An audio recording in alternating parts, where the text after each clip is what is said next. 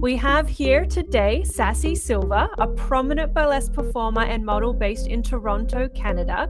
I've had the pleasure of being on the same bill as her, as well as having her perform in a variety show that I host. If you find yourself in Toronto, I highly recommend that you treat yourself to a Sass E Sliver show. You will not regret it. Thank you so much for joining me. I'm very happy to have you here today. Thank you for having me. I'm very happy to be here.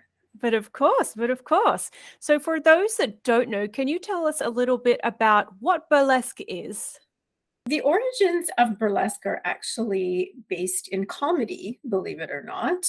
Everybody, I think, has this perception of burlesque just being a sexy strip.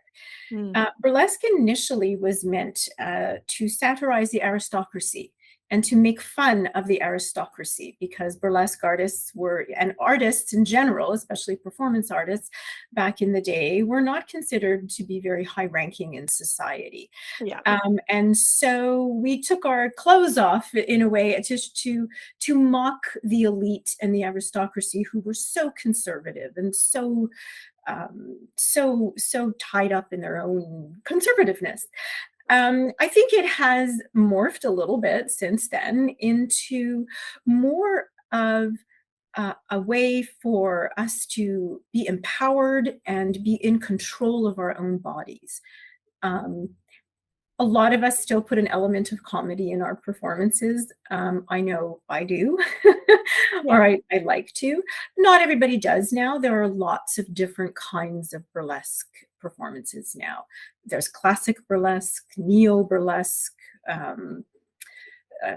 like nerd burlesque or nerdlesque, lots of different varieties now. It's become quite a wide variety of show. Yeah, it's almost developed into make your own act. What formula do you want to use? What are you trying to portray? There's a variety of emotions that you can try to get an audience to experience. But I think it's very interesting that it is routed in, like much of theater, a comment on society and the day and time that you're living in. Yeah, absolutely. Absolutely. Would you say that you've always had an artistic inclination, or is this something you developed over time? Funny enough, I don't consider myself to be a very artistic person. In my muggle life, or in my Okay. personal life, my non-stage life, Yep. I was always, little known fact, I have a master's degree in biochemistry. I am a very Interesting. science-based person, yeah. Okay. But I have always loved the performing arts. Mhm. When I was a little girl, I can remember just singing and dancing like in front of the mirror. Yeah. And I've always loved theater and acting and singing and dancing. Not necessarily that I was very good at it, but I just always loved it. So I think as an adult, you tend to have a bit of a I could care less attitude, and you decide to just go for it, which is what I did. Certainly. Yeah, do what makes you feel good, right? Yep, Yeah. exactly. So Yeah. how is it that burlesque specifically caught your eye? So there's always been something very intriguing for me about that genre. That sense of seduction, that sense of sensuality and sexuality, and the ability to capture an audience and manipulate them the way you want to. That truly is that sense of empowerment of over our own bodies, and we are in control of our own bodies in that sense. Mhm. Um, I first sort of stumbled across the realization of that dream by taking a little workshop called Bedroom Burlesque at a store here in Toronto on Harvard Street called Good for Her, Uh-huh. which is a local Toronto-based sex shop, really, Mhm. focusing on women, or identifying as female. Yeah.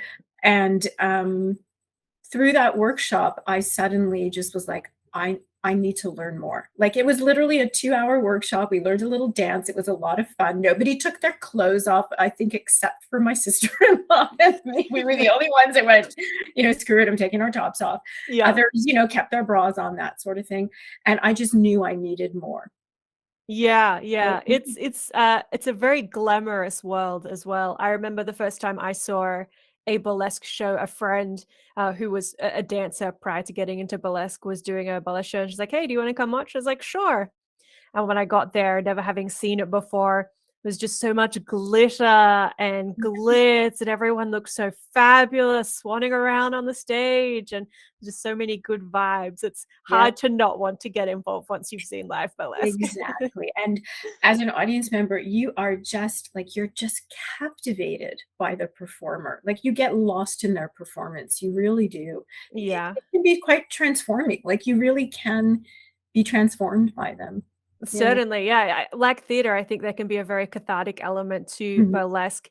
Theater, normally in more of a long format, you might go to a play for 2 or 3 hours and purge a variety of emotions, like the roller Mhm. coaster that happens while you're seeing it. But in burlesque, it's so much more condensed. In a matter of 5 minutes, someone can take you on an emotional roller coaster ride, which Mhm. I think is really interesting, especially in the format of burlesque shows or variety shows, because they're so short. When you go to those sort of shows, the nice thing is if you see something that's amazing that lasts for 5 minutes, changes your life. If you see something that's not your bag though, it's over in 5 minutes and something else and new is about to be on stage. It's the best of both worlds, It that's really right. is, it really is. It's only 5 minutes, I can handle this. I can get through this, yeah, totally. Not that I have seen any bad burlesque, but No, yeah. no, So yeah. what you took the workshop, you decided, "Yes, this is what I want to be doing." What Mhm. was your next step from there? So my next step, just like anybody in this sort of day and age, I Googled. But of course, yeah. I Googled Toronto burlesque Yeah. or burlesque Toronto. I tried a variety of different things, and I have to say there was not a lot that came up. Um, and I found the Toronto School of Burlesque by Mhm. doing that, which was Red Herring's school at the time. It was literally the only sort of school that I could find online. Yeah. And I did this probably for a few months. I would Google, I would look at her website, I would close it. Yeah. I would go back to her website, I would close it. I would fill out the request more information or the contact form, and then I would close it. And then I would do it again, and this went on for a while until all of a sudden I hit send for requesting more information. It's time. And it was one of those things where whatever it was, maybe I had had a few more, bourbons that night than Yeah. normal. I hit send. And shortly thereafter, she replied, and I was on my way to my first class. Amazing, amazing. Yeah. So, yeah, you took classes there. Mhm, mhm. When did you transition from student into performer? She was very, very good at that. So when you finished your part one, which was your first, I believe it was your first 6-week course, you did an in-class performance. So there was no stress involved. We all sort of knew each other. We had, learned together for the first 6 weeks. I then decided to do her part two, which was another 6 weeks. At the end of that 6 weeks, there was another in class. And that's when she would look at you and say, "So, when are you getting on my stage?" Because at the time, if you'll recall, she was producing her monthly show at the Rivoli. Yes. And she loved to put her virgins, as we were called, her virgin vixens, on stage. And so I said to her, "Okay." And she knew the act because we had to create an act as part of our first 6 weeks and our second 6 weeks. So I had two acts under my belt at that point to choose from. And she literally just messaged me one day and said, "By the way, you're kittening for me in November and you're performing in December." Okay, so the producer basically said, "You're doing it," and it was a go. Yeah, exactly. Which really, that was the hardest part. And so once she had opened up that door for me, it gave me the courage to then seek out other shows to pitch my act to. Mhm. And once you became part of that culture and that community, suddenly this whole world of burlesque opened up to me that was previously unobtainable by Google. Like I had no idea that there were all of these shows and all of these, I'm just going to say underground because they certainly weren't accessible just by your everyday, search through the media. Yeah. And it just grew and grew and grew from there. Yeah. Yeah, yeah, it is a little bit of a subculture, I would say. Mhm. If you're wanting to get into it, it certainly helps to know someone in the know, if you will. Yeah. Yeah, I think the uh, one great motivator for artists seems to be a deadline. Once you've got the time and you're like, okay, I'm on stage on day X, that certainly Yeah. helps you yeah, get stuck into it for sure. Better brush up my act because apparently Yeah, I'm going on stage in a few weeks. really, really, people are gonna see this. And kittening was actually a really great way to get into it too. I don't, most people again are not aware of what a kitten is. Not all shows have a kitten, but a kitten is basically somebody who cleans up the stage after all the, clothing is removed because the performer doesn't have to clean up their own stuff. Um, Certainly not, they need yeah, to exit in style. So a and kitten is kind of like a stage a manager. stage manager. Yeah, Yeah. exactly, And exactly. then you talked about, virgins before, that in burlesque is when someone is getting on stage for the first time as a Yeah, burlesque artist. that's right. That's right. Great. Yeah. And how did you feel in the lead up to your first performance? Um, a whole gamut of mixed emotions. So, the usual nerves, any live performance, you get, am I going to freeze? What's going to happen? What's going to, stage fright kind of thing. Excited because, wow, I'm performing on stage. And again, perhaps with age comes a certain attitude of, you know, am I allowed to swear? Go for it. Of this whole, fuck it. I'm old now. I'm just going to go for it. And, what's the worst that can happen? And Really? as, Yeah. as people used to say to me, Sass, you're getting up on stage and you're taking your clothes off. That's all that, like, no one, everyone's going to applaud. Yeah, yeah. No No one's upset about what's happening here. you can do, whatever. And the bottom line is if your clothes come off, the audience is going to be happy. Yeah. So I think that's, something important to remember when you're getting up on stage as a solo artist. No one knows what you're going to do. yep, So, you can make it up. If the worst happens and you forget all of your choreography, you can make it exactly. up. Exactly. That's exactly right. If you have any type of malfunction, anything goes wrong, as long as you're quick on your feet, literally, you can make it up and nobody will know. And guaranteed that will happen. I mean, there's not a Yeah. single performance that I've ever had where it's gone completely smoothly from A to B, Yeah. or A to It's Z. funny that I mean, part of it I think is probably because there's so many, elements of costume associated with burlesque, so there might be, like, 10 different pieces of clothing that you're Mhm. interacting with, but it never like, you can rehearse at home 50 times in your costume, and something will always happen on stage that has never happened Absolutely. before. 100%. As I'm going through my various acts and performances, I'm like, yep, it happened on that show. Yep, it happened on that. Like just things that never happened in rehearsal, ever. Never, Yeah, ever. yeah, it's exhilarating though. You really, have to develop the confidence to problem solve real Mhm. time with Yep. people watching. Yep. Exactly. Exactly. Which I think is a skill that develops, with time as well. So, Certainly, yeah. certainly. Yeah. Now, as a seasoned performer, do you feel differently in the lead up to a show? Funny enough, I think that the more experience I have and the more seasoned I am, the more nervous I'm actually becoming because now I almost Interesting. feel that now there's a bit of an expectation. Before it was, Mhm. oh, who's that? We've never seen her before. For a newbie, not bad for a virgin, pretty good. But now it's like, now she sees, oh, Sass. Yeah, we're expecting a lot from her now. Yeah, just headlining. We expect her to deliver, yeah. I think, yeah, and because I've taken classes and I've performed a few different styles now Yeah. that I'm finding that it's a bit not really necessarily more challenging, but I want to now find a style that I am comfortable with involving all the different elements of things that I've learned. Because I think that some of the instructors or some of the very seasoned performers and very well known performers think that their style is the only way to be. Mhm, Um, and potentially they're not as accepting of other performers necessarily mhm. or performance styles. But I want to be able to integrate all those different elements and all those different styles from, the comedic and the neo and classic and showgirl. I've done a lot of group work with a more showgirl style of burlesque troupe. Um, and that's not only the only way to be. That one involved a lot of dance. A lot of dance, and my background is not necessarily dance. Yeah.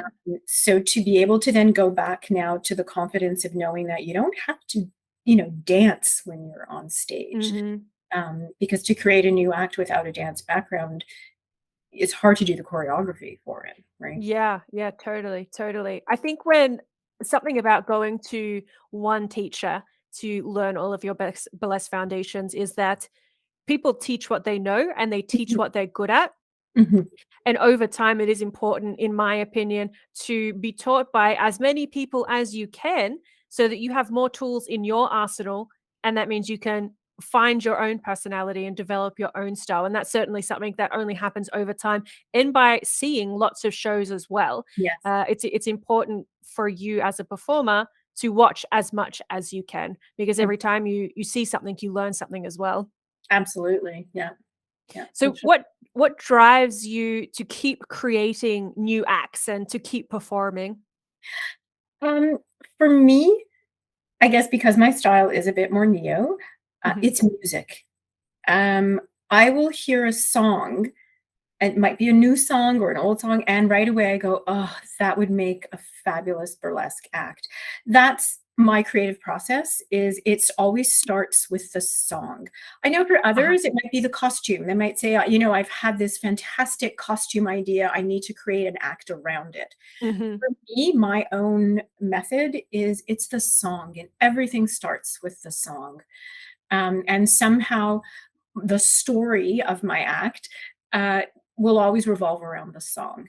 Yeah, interesting. So it's just a matter of whenever inspiration hits. Yeah. Are you always listening to new music or Mhm. how is it that these new songs come into Yeah, it's a lot of radio and other people saying, "Oh, Mhm. you've got to listen to this new artist or that new artist." Mm.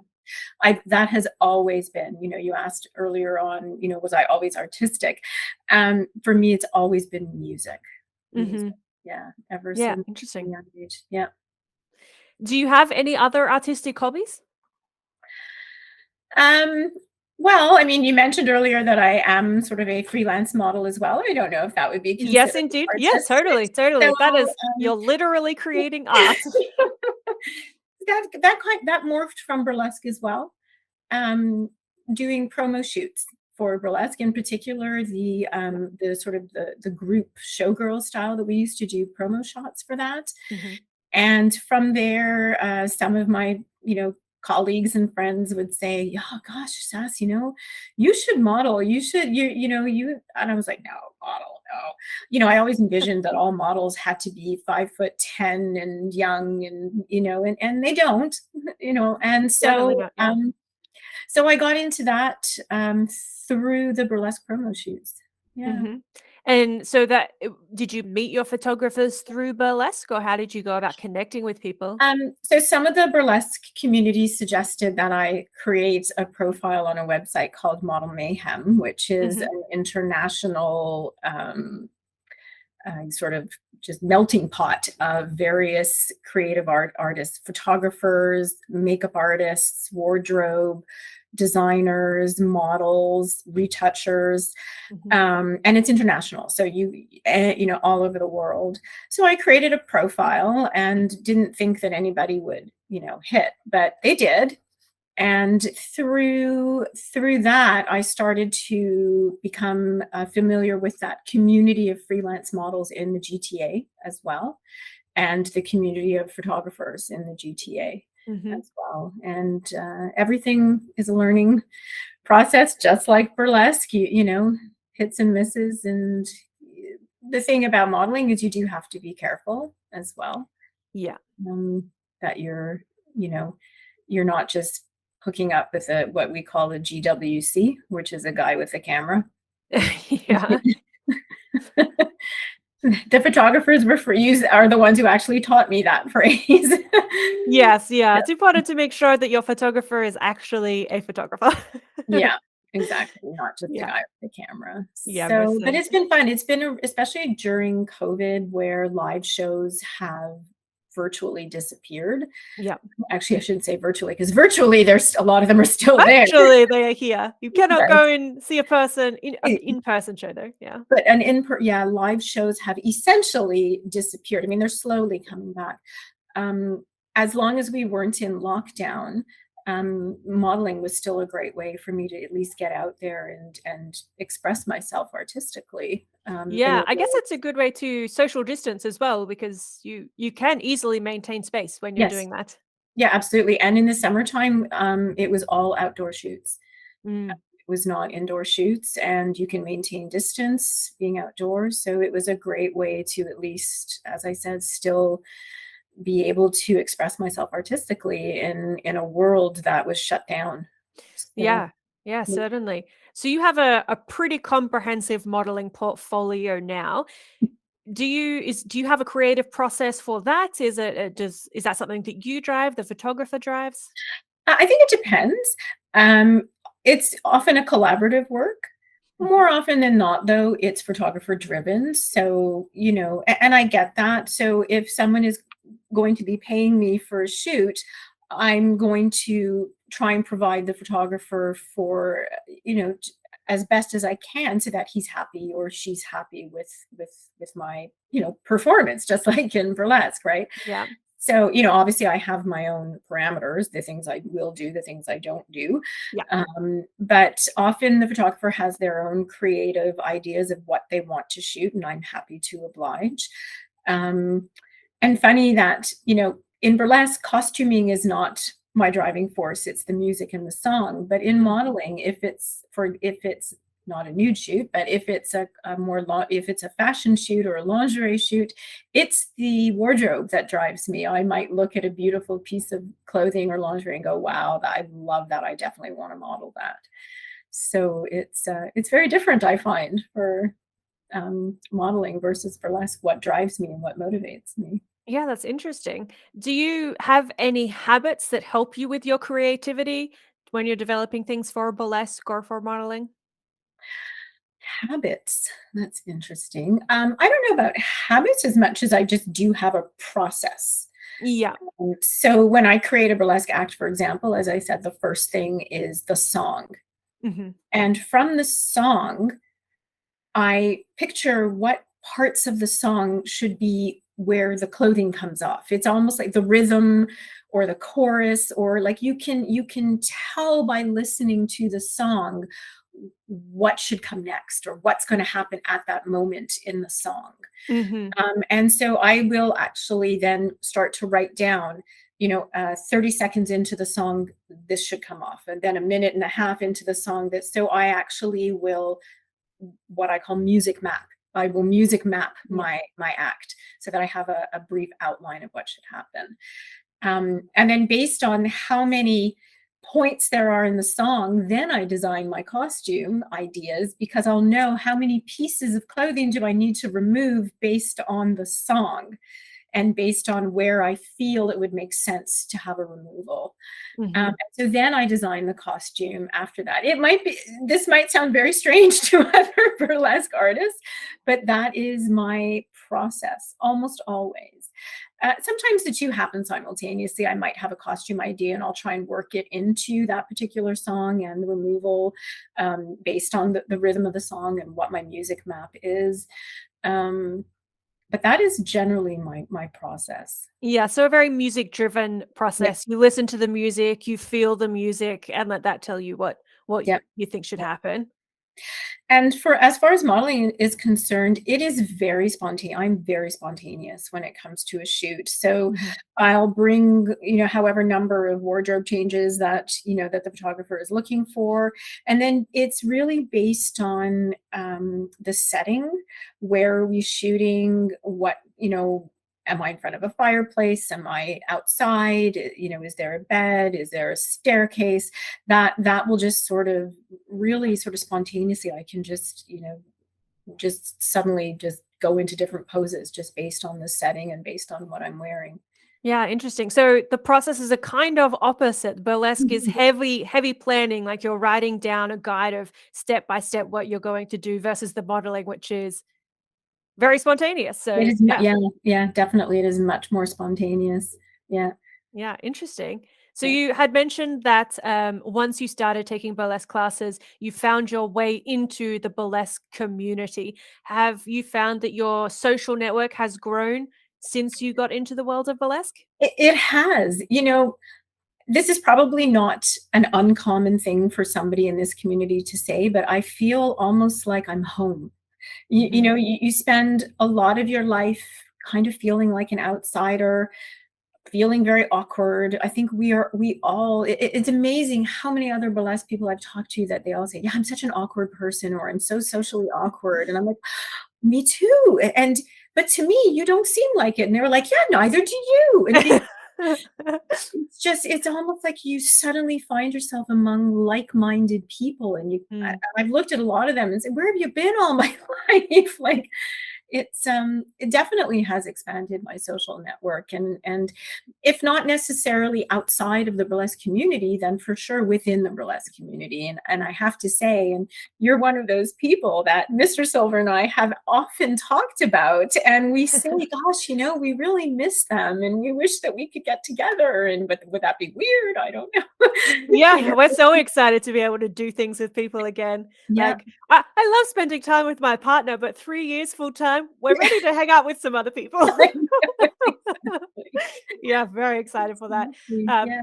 yeah, I'm glad that you have found people that make you feel good about yourself. Yeah. Social connection itself also offers lots of health benefits. It can lower anxiety and depression. It can help us regulate our emotions, lead to Mhm. higher self esteem and empathy. It can even improve your immune system, which is a nice bonus in the world that we're living in. So it's important for people to find a community where they do feel at home, I think. Mhm. So I'm so happy that you have found yours in burlesque. Yeah, absolutely.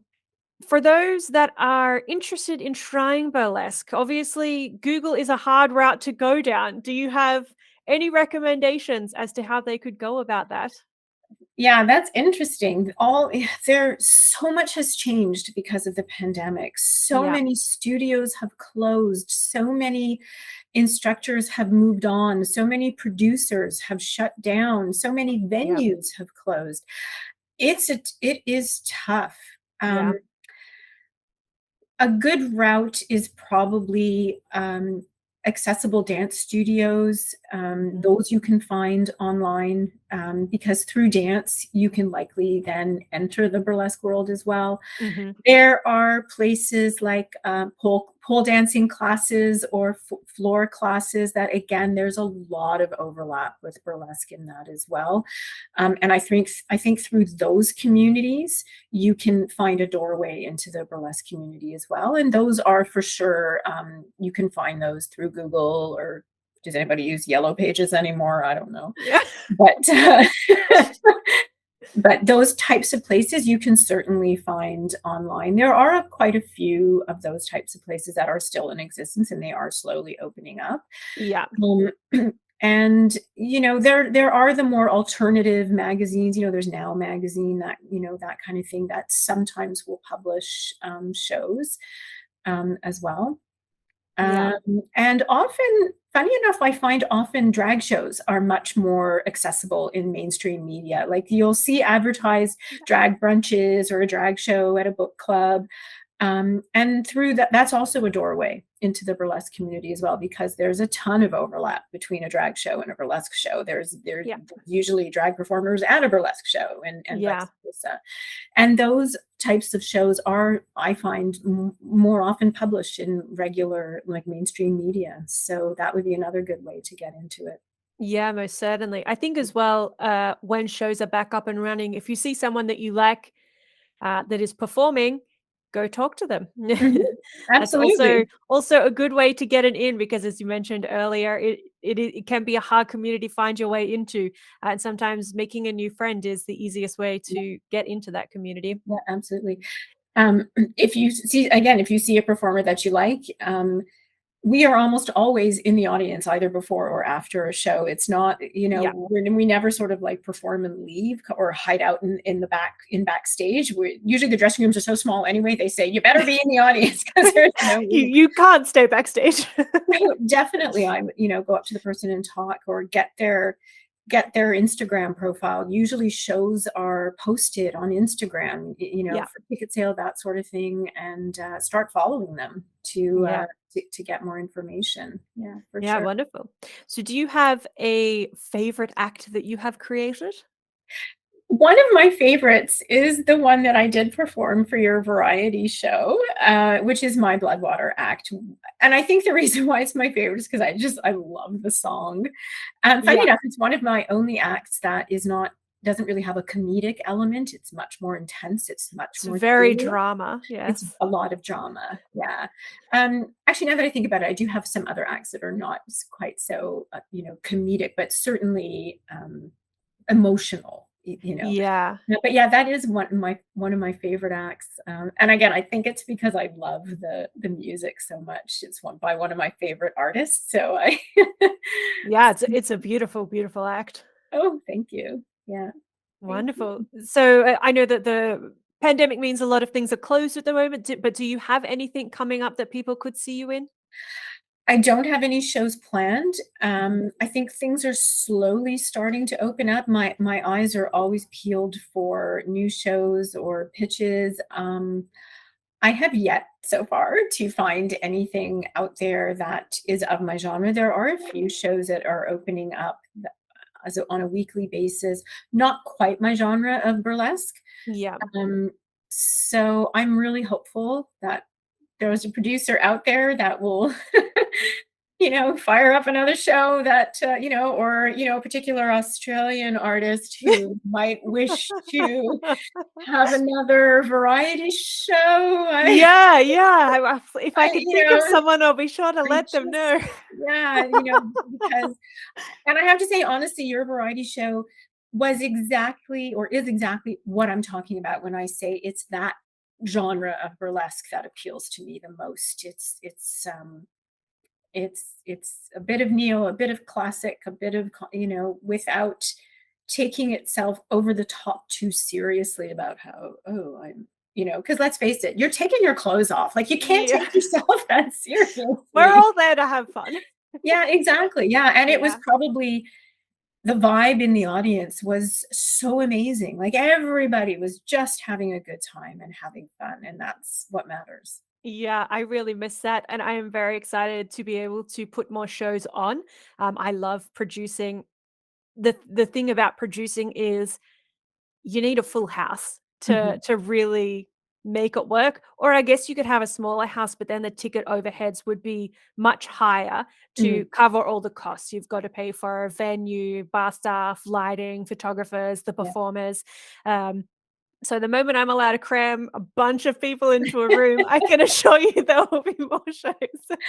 Well, apparently they've taken away all the, capacity restrictions. Yeah, So yeah. I might wait a month or 2 just so that, like, if there's a massive spike, I don't wanna go back into yeah. lockdown. I don't know if they'll be Yeah, doing I that don't anymore. Maybe we're just gonna pretend the pandemic hasn't isn't here. I don't because know. if you don't test them, then they're not If you don't there. test them, we don't have It's high true. We don't positive have high cases. numbers if nobody gets tested. It's a surefire way to you just end the pandemic. Just don't There's test anybody. some sort of logic there, yes, but once I'm allowed to produce shows, I will most certainly be doing that. So at the moment, the best way to keep up to date would be via your socials, I imagine. Yeah. Um, if it's okay, in the show notes, I'll pop your Instagram details, so anyone Yeah. who wants to jump on there, they can follow you, so when the shows do start, they will see them Yeah. coming up.